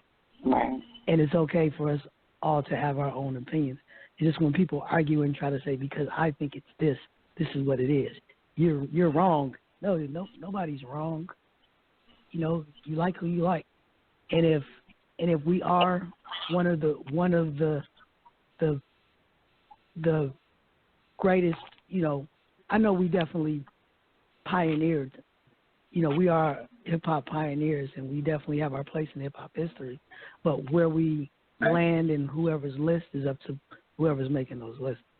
I feel like we did what we came to do. You know what I'm saying? I know for a fact that I'm a part of a few hip hop classics that will be around long after I'm not around. And I can't really ask for anything more than that. So whatever, if we win that award, or if we get inducted somewhere, that's cool. But if not, I feel like people that know. And if you don't, all right. I mean, your legacy is so sealed, man. I mean, my fault, Josh. You can go ahead. Oh no, I agree with what you're about to say though, AJ. Like the legacy is unquestioned, and you know what? I gotta apologize myself because in looking back, like I have overlooked y'all too, and I think that sometimes y'all have been a victim of the singles that were successful because they were so successful that sometimes the rest of the career gets overshadowed.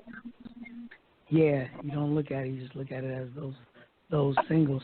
And then too, the other thing is we were out of the Bay Area, even though earlier we were signed to Tommy Boy, but you got to remember the media outlets are out of New York and out of Los Angeles initially, especially back then.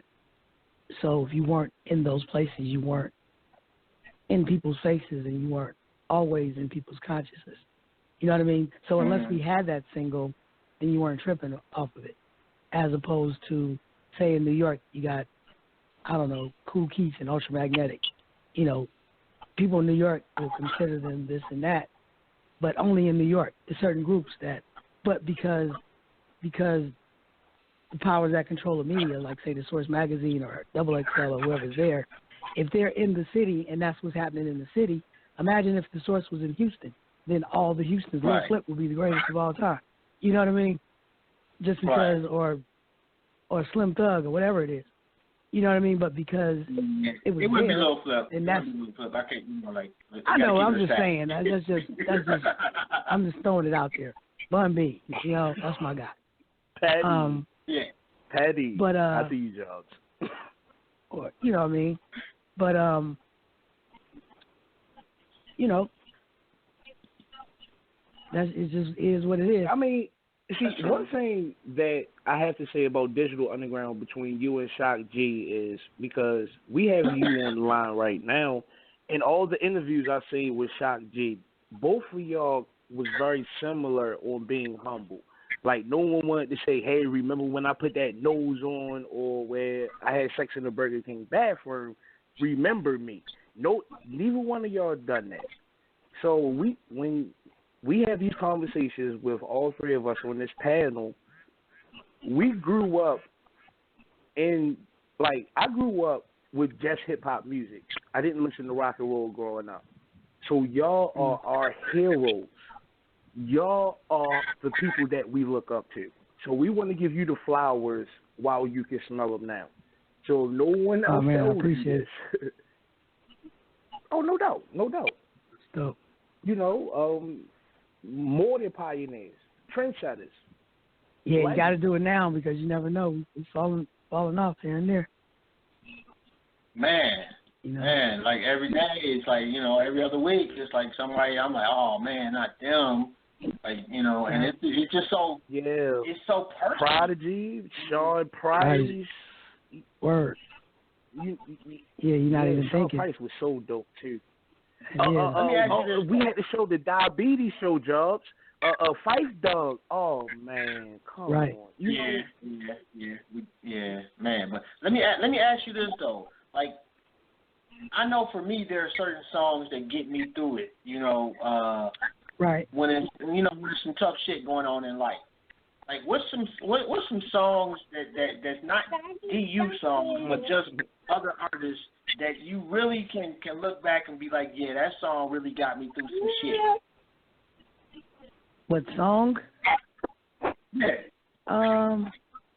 Probably Fight the Power, Back to Life. You know, those songs were out. I know Back to Life with Soul to Soul. That was out when we was, you know, when we first came out and was traveling Europe, and I used to rock that. That was my thing, and that was just that vibe that got me through. That's such an underrated song too, man. Another World. You know, too much. Man, I wish I had that song up in the queue now, man. I straight up would play that song because like the beat on that joint is just so. Man, that's a phenomenal joint. And Fight the Power, man. I don't think anything needs to be said when you say that song. Yeah, you know.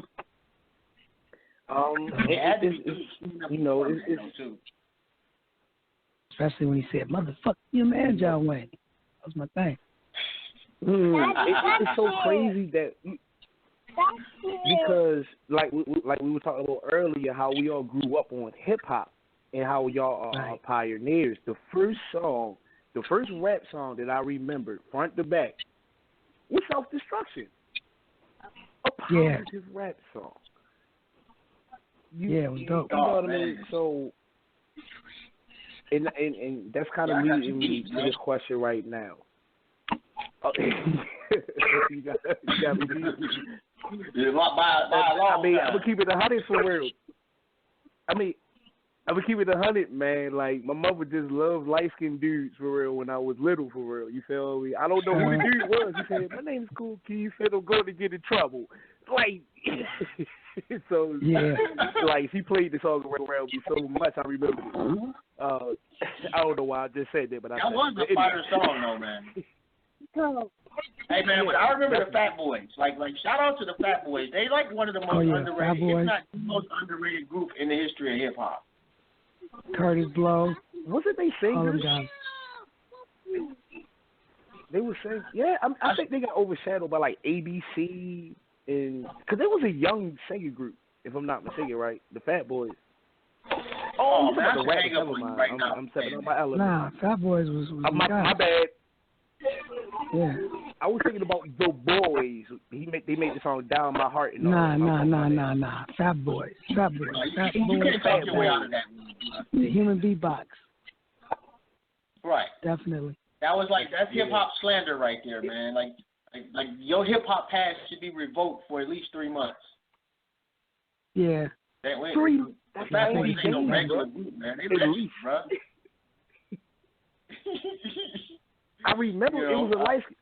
Matter of fact, recently, I think one of the members passed away. Rest in peace to him too, if I'm not mistaken. I'm getting a few years ago. Never. Right. Just stop, bro. Yeah. Just please stop. Yeah. Don't worry about it. Leave Fat Boys alone, man. Got it.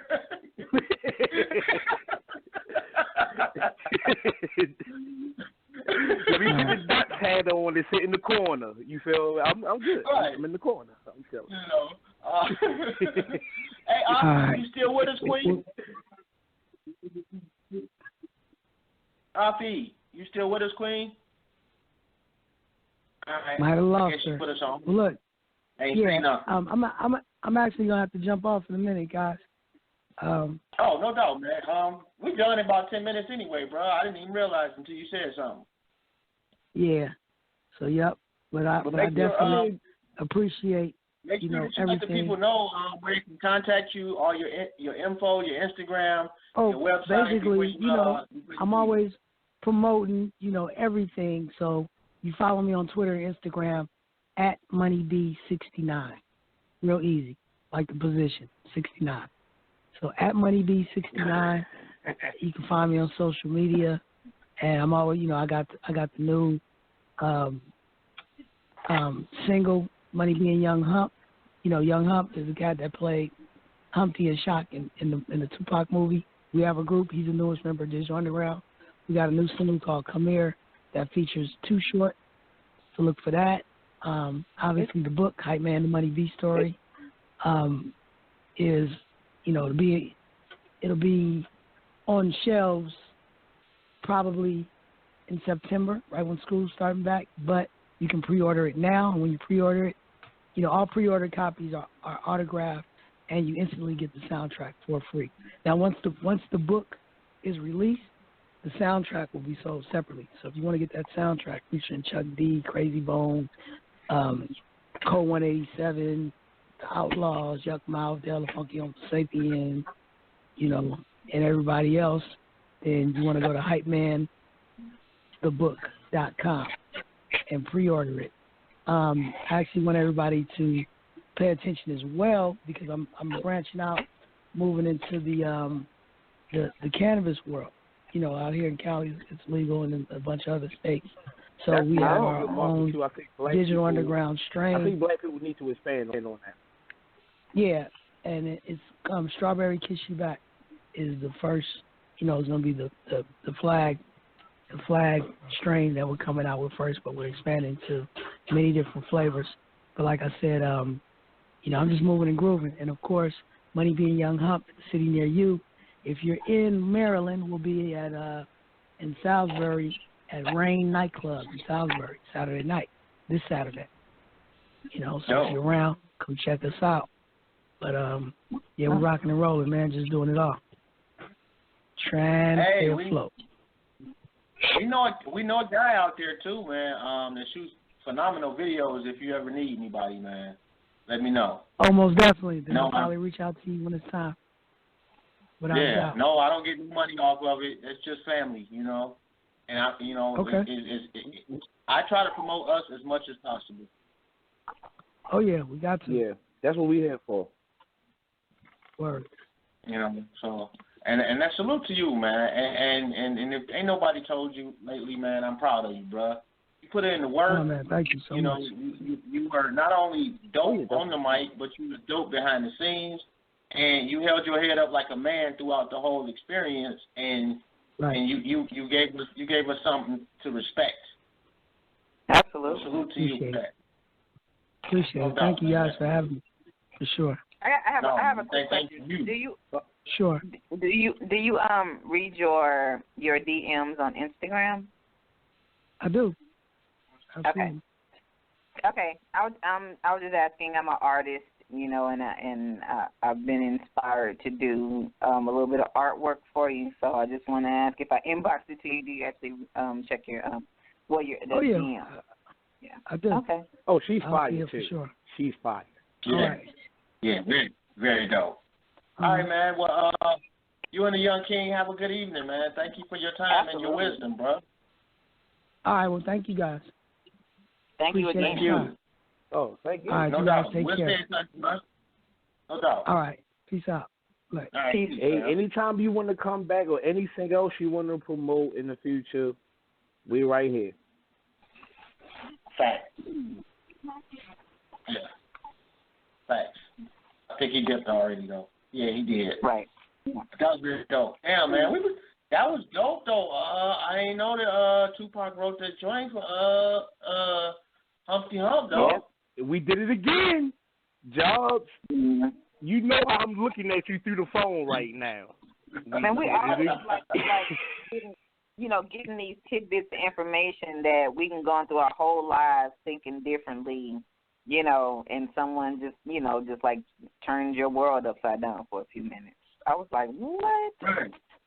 That's crazy. Right. That's the second time we got some shit about some right for somebody else, though. Yeah. So that was pretty. Oh, that was pretty man. fun, pretty interesting. Shout out to y'all, man. AJ, you did a hell of a job, bro. You cut him off a couple of times, though, man. Don't make me blush for real, man. Please, though, man. I am your humble servant for real, man. All of us did a great job, and I do want to say this too. Alfie, yeah, that trophy for the Conscious Olympics. A lot of people ain't repeat that it was shaped it was shaped of the African continent. A lot of people ain't peeped that for real. I love the cursive. I had bad handwriting as well. You feel? So I just critique everything for real. So oh my God. Okay. I love you. I want to steal it. I'm going to steal it when I come to Detroit. Huh? I said I'm going to steal it when I come to Detroit. They can win $500. Just give me the after it leaves Texas, you know, it's out of my hands. I can't determine who's going to end up with it. You know, after it leaves here, I don't know. But if you do find a way to steal it, just send me a picture with it back. That's all. I like pictures. Whoever wins, I need you try to steal that trophy, I'm gonna be sending the pictures. Yeah, but since it's all out there, if anyone needs a trophy done, I guess I've expanded my resume at this point and added crafter to because I'm not a crafter. I got paintbrushes over here, but I tried something different. I had to buy material like wood and stuff. Like, who does that? And I was like, yeah, I've probably got myself into a little too much, but it came out good, so I'm glad y'all like it. Very, very, very dope. And we got about 5 minutes left. Let me make sure that I wrap it up. And I wanna make sure that we do another brick joint on the way out the door. Make sure you go to www.itmebrick.com. Cop that new joint, Revolution of Equity. I just talked to my mans yesterday about the app. Hopefully it'll be out within the next couple of weeks. If not, I'll keep you posted. But that's looking fire. Y'all already know about the Conscious Olympics. If you don't, I'm going to show up at your door with a banner. It says Conscious Olympics, the Elevator Building in Detroit, Michigan, July 30th, 4 to 6 p.m. Do I need to run it down again? I think I do. One more time. Minister Inky, Asanori Bay, KT the Artist Degree, and Q Butter competing in an intellectual game show for us by us and about our history. First prize, we already let you know that the Queen Afi has created a phenomenal trophy, and they get $500 out the deal. You know, if we got to pay people to learn, well, we don't have to pay them to learn. They already know. But I think it'll be a benefit to a lot of people that will watch. So hopefully you can find it in your heart and in your soul and reach back into your pockets and get $5 and go to www.consciousolympics.yapcity.com and purchase either a ticket or the live stream, man. And shout out to Do the Knowledge. First 10 people gonna get in free. Do the Knowledge Radio, man. Love you, bruh. And shout out to Keith. You know, I know your heart is heavy right now, King. We love you, bruh. And you already know, man. If there's anything on this planet that I can do for you, bruh, you don't have to ask. You just have to let me know what to do. You know, rest in peace to the King, man. Horrible situation. But when somebody that you love hurts, man, it hurts you. You know, and that's definitely family. Shout out to Revolutionary Minds, y'all already know. Shout out to AJ, man. Queen Afi, as usual. Greatness is always surrounding you and within you. Go to the website, intellectuallypetty.com. Check out the clothes. Shout out to my partner with that, Renee Black. I think that's about it. And sign up for blackjunction.com. You know, we're going to complain about some shit. Let's complain about some shit on our own networks. Yeah. You know, y'all have anything you want to say to close it out? Excuse me. Okay, I'll be the first to say something. I want to say that not only are you getting better because you was already good with speaking of the promotions and promoting the groups for real. But like now that shit is top notch for real. Like you just flow straight through it. Like I tried to repeat it with you, and I was like, I was trying to repeat it with you. I was just like, you know what? Let me just chill. I might mess his rhythm up. But no, salute. The shit was fine. Like I remember the number. So I had to get a whole new phone today and all that. But I just want to say, definitely salute to Money, salute to Money B that was here. Salute to Jobs. Salute to the Queen Afi. Salute to the Plug. I haven't seen him in 3 weeks for real. You can find him, Jobs. Tell him to come to my house. And on that note, Black to the future and Black first, and I'm out. What you got for us, Queen? Okay. Well, yeah. I just want to, of course, thank you to the guest each week. Definitely appreciate that. I always learn something.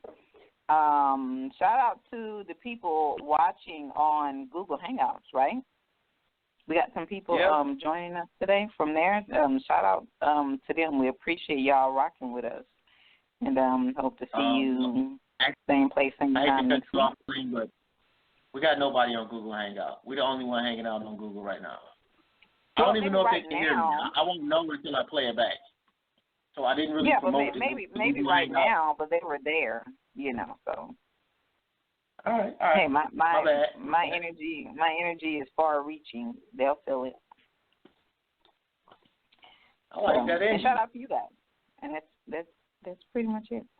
All right, man. So hey, you know what? We're just gonna let the resume speak for itself. On that note, we're gonna jump into some break right quick, and we out. Peace, man. Yeah. Said I'm soaking up this knowledge motivate. I swear these words they give me power, feel to motivate.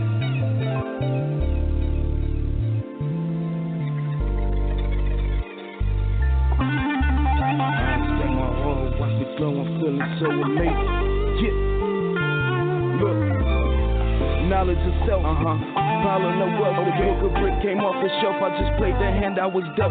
Studied the cards to beat the odds. I am at one with the gods. My mother's my universe. She gave birth to the star. It's been confirmed in my thoughts.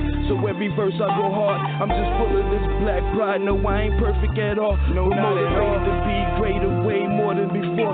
Give them this black magic. magic, this would be that sorcerer's flow. Abracadabra, welcome to madness, created classic proof from out of nowhere. I just started crafting music for my people, give them proper satisfaction, action, roll the cameras, yeah we on. Catch the spotlight, no I ain't flashy. Low key, you know me, I'm in the cut, all black, rolling reefer up, turn it up, that's my jam right there. Got me feeling like the man right here. Oh yeah, well in advance, I'm aware of the tactics they using, attack through the music, controlling our youth, distracted and stupid. Got these rappers pushing poison on them, they don't even use it. Came to the conclusion, had to take that frequency and create my own blueprint. Knowledge over trap beats, that black power music, give my people energy. Swear I'm just a conduit for the ancestors. I don't write, I fine tune it just in case you ever wonder how I do it. So exclusive, soaking up this knowledge, motivate. I swear these words they give me power, feel them motivate me. I expand my aura, watch me glow, I'm feeling so amazing. Even though they hate them, use it as a source of inspiration, motivate. Soaking up this knowledge, motivate. I swear these words they give me power, feel them motivate me. I expand my aura, watch me glow, I'm feeling so amazing. Even though they hate them, use it as a source of inspiration, motivate. I'm about to level up, I got a daughter on the way and I support her any means necessary. Baba Brick is transforming it right before your eyes, treated like a live performance. Messed around and lost my religion, waiting on this moment, and nothing seems clear right now. I swear I'm feeling good, my head up in the clouds, chilling on number 9. Tell them look at me now, the monster I trapped inside can finally let it out. You hear them growls, and freedom what we seeking, please believe it. I'ma rinse and repeat it until they learn the procedures. This my thesis, the index of my book upon completion. We gon' journey through my world, do this for my baby girl. Motivation levels, no they never been this high. I'm getting vibes by making sure we survive. Who am I? Yeah, it's Brick. I'm still that same nigga that you knew though. All the way real, nothing pseudo. Not at all, man. Soaking up this knowledge, motivate. I swear these words they give me power, feel them motivate me. I expand my aura, watch me glow, I'm feeling so amazing. Even though they hate them, use it as a source of inspiration, motivate. Soaking up this knowledge, motivate. I swear these words they give me power, feel them motivate me. I expand my aura, watch me glow, I'm feeling so amazing. Even though they hate them, use it as a source of inspiration, motivate.